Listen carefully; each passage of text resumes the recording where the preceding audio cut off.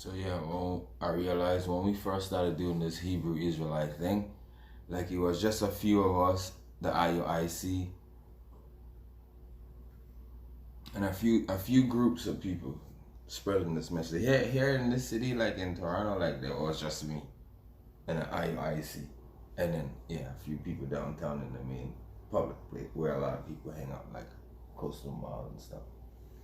But what I started doing, because there's so much people doing this Black Hebrew Israelite thing now, but they still don't have as much knowledge as I do on the subject.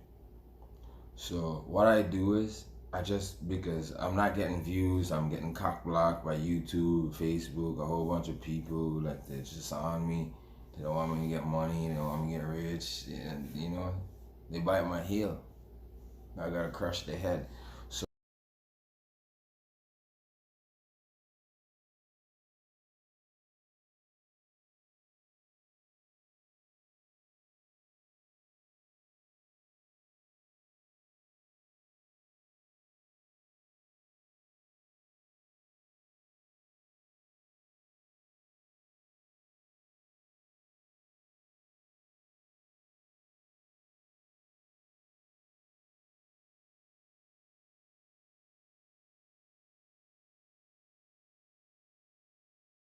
So what I'm doing is I've been making this really important fact videos that people skip over. But I usually I caught her sleeping, right? So I caught her sleeping, and because she's talking about Yahuwah, Yahshua, and Black Jesus and all this stuff now, but she's just doing our reaction videos. But she let it be known like she knows, right? And then a lot of her videos, they be talking about Black Hebrews and Jesus. This one is about this one is basically the evidence that these traditions are Hebrew Israelite traditions that Moses gave them. I'll explain. There is something called the Nazarite vow. They say Jesus came from the city of Nazareth. He's a Nazarite. Let me tell you what the Nazarite is all about. That's why God chose Samson to be a Nazarite for all the days of his life, and he wasn't supposed to cut his hair because he's going to be a Nazarite for his whole life. So he has to grow his locks as long as he lives. But the Nazarite vow in the scripture is 3 months. So God gave them this Nazarite vow. You're not supposed to touch your head. There's a lot of other stuff, conditions to this vow, right? You're not supposed to touch any dead, like even your own family members, things like that. You can't eat no meat and nothing like that. So there's a lot of rules for the Nazarite vow. So you take a Nazarite vow and you keep the vow. It's like fasting, but not fasting. It's easier than fasting, right? It's making a vow, like, So you make this Nazarite vow.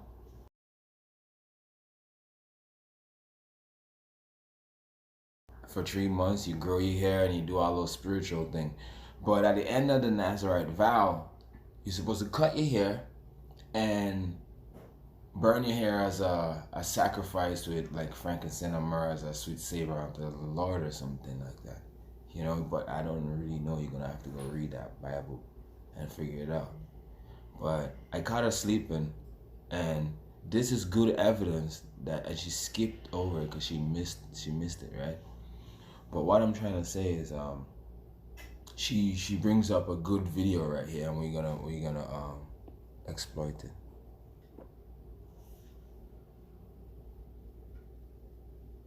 You got what people are calling dreadlocks, but that's not dreadlocks. That's sacred locks. Dread is a British word that means fear. Okay. So what he's trying to say is like they use the language to make it sound scary, right? But it's like spiritual locks, not dreadlocks, right? So he's also skipping over a lot of things that he should be talking about. He get more exposure for it, right? But they don't know it, right? He's bringing up the fact that in Africa they still practice these Hebrew traditions. These are not African traditions. It's totally Hebrew. Right? Next. So, That means what? yeah, Oh, fear. all over Africa, all the pharaohs wore their hair locked. That's why they wore the cloth when they went in public, to keep it clean. All pharaohs were priests. All priests in all African cultures locked their hair. It was a reference back to ancestors and a time when we didn't have a comb or a brush, and our hair just naturally locked. So that's what the reference back to was. So to become a man in the community of the East African Maasai, you must lock your hair. They use the red clay to make it cling, but they're allowing it to naturally lock. To become a priest in Ghana, if you train at Latte or Kumasi, you take 3 years in the training process and you lock your hair. When the 3 years is up, you can cut your locks if you wish, or you continue to wear them. The same thing in Botswana and in South Africa. You, to be a priest or priestess, you lock your hair. The same thing in Nigeria. You may, and in Benin, you may choose to cut it at the end of the 3 years if you wish. And what I want to say to you right now is, he didn't say in Egypt, he didn't say in Libya, and he didn't say, where's the other part of Africa that he didn't say? Ethiopia. He said Benin, Slave Coast, Kingdom of Judah, Nigeria, Benin, Kingdom of Judah, Ghana. These area is where the kingdom of Judah, Wida, Uda, you know, like that's what it was in Africa. That's called, that area right there is called Slave Coast. They got Gold Coast right there, right? This is Benin, Nigeria, Cameroon over here, you know? I like Benin, I just like the name. Like I never heard a name like that in my life before. But then I realized these kind of wordings are like more closer to Hebrew, right? The Igbos, but they say they're Hebrews, right? So that's how you went all the way to Negroes or whatever they call them. But like, yo, I'm saying like the Igbo tribe, like, is in Benin. The Igbo tribe is in Benin.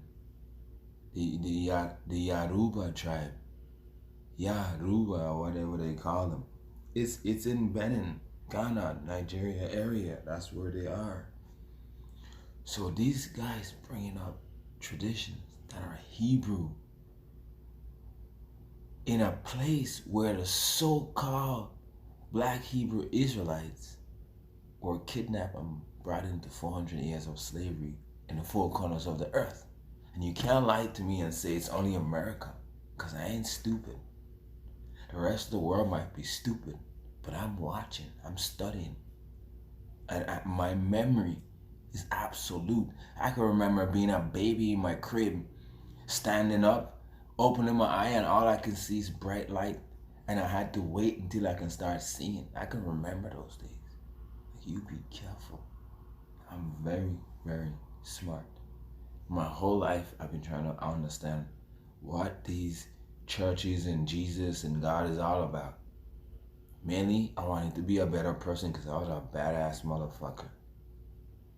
Excuse my language. But I was trying to be a better person. So I decided I was going to learn a lot about God. And I have a lot of information. My videos ain't so cool because I'm just not as cool as other people. I got my own level of coolness. I don't know what, whatever. But I'm saying, like, I don't get lots of views, you know, but I have a lot of intelligence and knowledge on these subjects. So he's talking about something that's very, very important. This will help in the investigation to say, wait a minute. The slaves that was taken from there and brought over to America, it was like 150 million of them went into slavery. And not not including the 150 million of them that died, because it's reported that half of these people died going through slavery. Half survived, half died. That's how big the number is for the death toll. 50%. That's what they was averaging when I did my research and listening to the scholars that's supposed to know something, right? So they brought them over to the West and brainwash everything out of them, everything they had from Africa out of them, right? But they still take the vow and do the head thing in Africa, in those lands where those slaves came from. So this is adding to the fact that these people might actually be the real Israelites from Israel, right?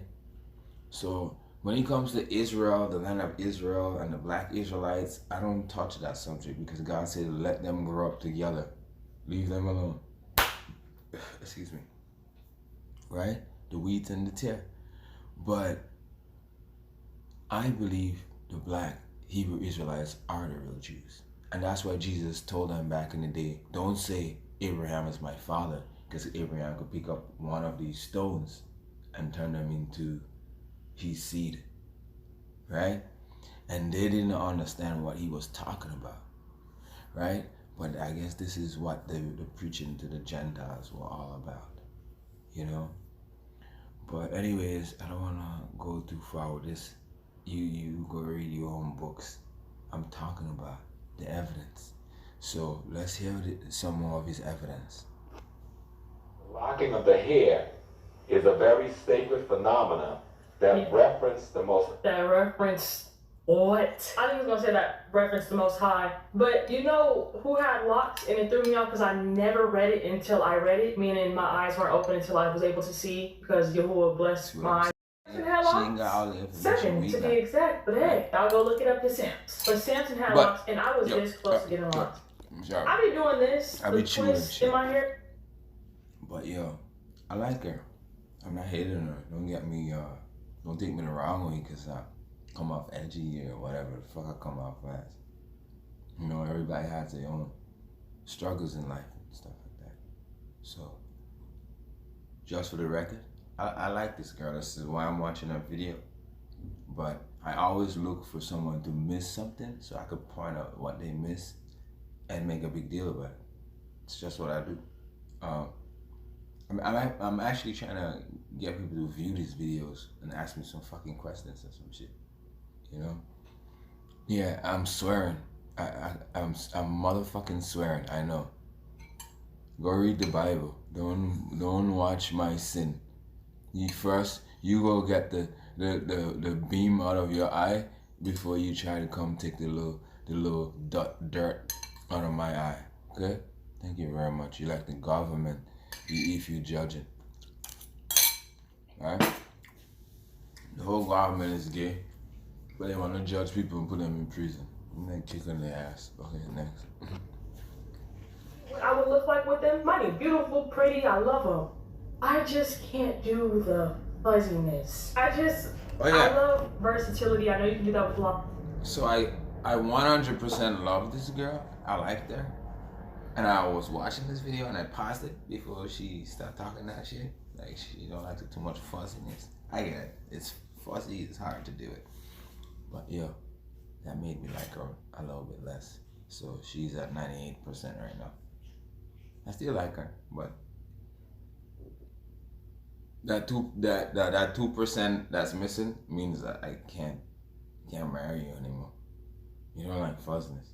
If you complain to me about fuzziness, I might slap you by accident. By accident. I don't actually slap women or nothing like that. But this hair is very important. This is the reason why I grow this now. It's not to try and be righteous or something. It's just black man's identity need to be respected. It's beautiful. A lot of people love it. You need to get the freeze out. You can help put some oil, find some oil that works with you and doesn't give you breakout and pimples and stuff like that, you know? And you gotta put the oil in it.